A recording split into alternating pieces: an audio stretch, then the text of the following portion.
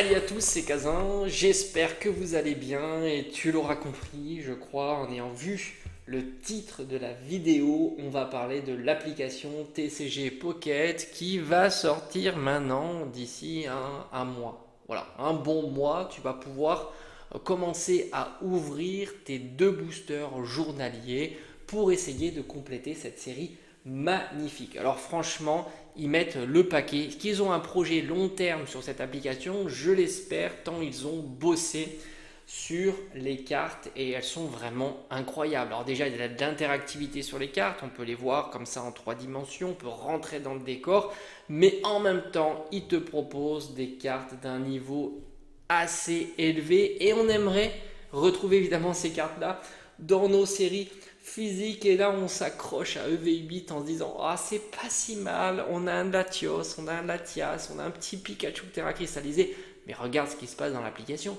regarde la quantité astronomique, hallucinante de cartes banger de cette série là qui reste numérique, oui, mais les cartes sont bien présentes et elles sont incroyables. Alors on va faire un état des lieux des cartes supplémentaires qui ont été dévoilées, ça ne cesse de s'agrandir, ça ne cesse de nous proposer des dingueries, des Pokémon ultra populaires qui, à mon avis, raviveront tous les collectionneurs d'avoir ce genre de Pokémon dans leur série. Alors on va commencer par les full art, parce qu'il y a quelques full art qui sont apparus, comme le Florizard, qui est vraiment magnifique, Elector, très sympa. On a le droit aussi à quelques full art dresseurs, dont Ondine. Donc franchement, là, déjà rien que ça, t'es plutôt content. On n'est que sur les full art, imagine-toi. Nous, on a des full art qui sont pas exceptionnels. Et quand on a une petite full art comme 151, on s'y accroche et on dit non, mais franchement, c'est pas si mal.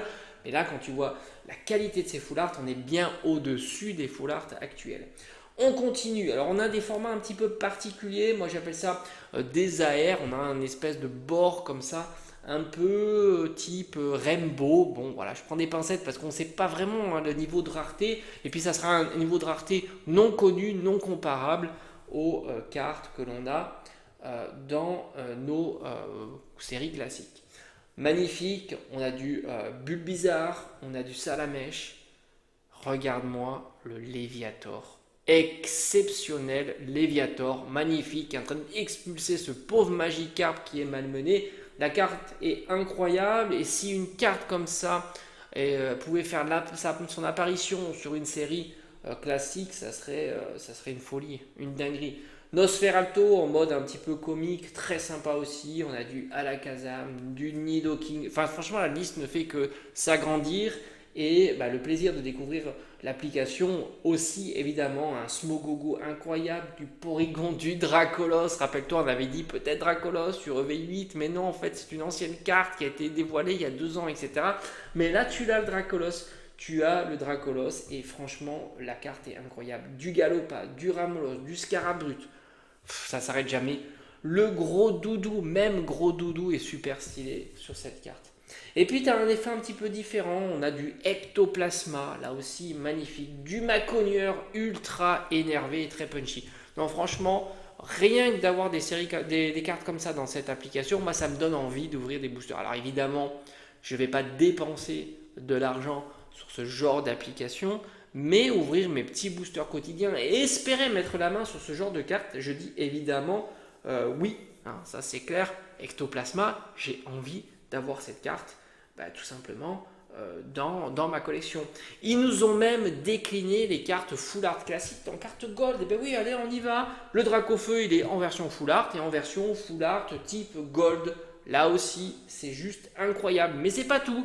On a aussi un Pikachu format gold. Donc on l'aura certainement aussi en format full art. Et aussi le Mewtwo. Franchement, de quoi être très satisfait pour cette première série. Après, on pourrait réfléchir, mais s'ils nous balancent autant de cartes aussi incroyables, c'est qu'ils ont un projet bien plus poussé pour cette application. Je le souhaite évidemment. Et puis enfin, les dernières cartes les plus rares, type alternative, où on va rentrer dans la carte, avoir un décor qui s'agrandit. On avait déjà vu le magnifique évidemment, Pikachu, Mewtwo. Et maintenant, c'est au tour de Dracofeu d'explorer cette rareté. Donc là, tout est réuni pour nous hyper au maximum. Alors oui, je sais, certains sont réfractaires à l'application, mais ça, je peux le comprendre. Mais pour l'instant, c'est un sans faute sur ce type de carte, d'application, de série. Maintenant, on attend évidemment plus. Si c'est pour ouvrir 2 boosters, compléter une série virtuelle, faire quelques combats comme on en pouvait le faire sur l'application, avec les cartes online, ça ne change pas grand-chose. Donc évidemment, il y a quelque chose de plus. Je doute absolument pas qu'ils en ont encore sous le pied. En tous les cas, ça promet quelque chose de sympa. On va évidemment ensemble ouvrir nos petits boosters journaliers et on dira un petit peu les cartes que l'on aura droppées. Moi, j'ai envie de te dire, ma wishlist ne fait que s'agrandir sur cette application, mais mon objectif, c'est de mettre la main sur le ectoplasma. Mais rappelle-toi que je t'avais déjà montré des cartes antérieures, elles étaient déjà aussi incroyables. C'est fou la quantité de cartes incroyables. Alors maintenant, est-ce qu'ils vont nous sortir des séries tous les 3 mois qu'on pourra compléter un petit peu comme les séries classiques que l'on a? Est-ce qu'on aura 2 séries réelles, non réelles, en parallèle, les unes à côté des autres? Ça, on va le découvrir. Et est-ce qu'avec le temps, ces cartes-là vont se retrouver un jour sur le marché? Allez savoir. Évidemment, pour moi, c'est souhaitable que ces cartes un jour deviennent physiques. Est-ce qu'elles pourront devenir physiques via l'application? Là, ça serait juste surréaliste. Évidemment, je pense que là, il renverserait complètement la table si un jour, en un clic, on pouvait transformer la carte numérique en carte réelle. Enfin bon, ça, je pense qu'on n'est pas prêt de le voir, ce style de correspondance arriver un jour. Mais là, pour le coup, il marquerait l'histoire, évidemment. Allez, à bientôt.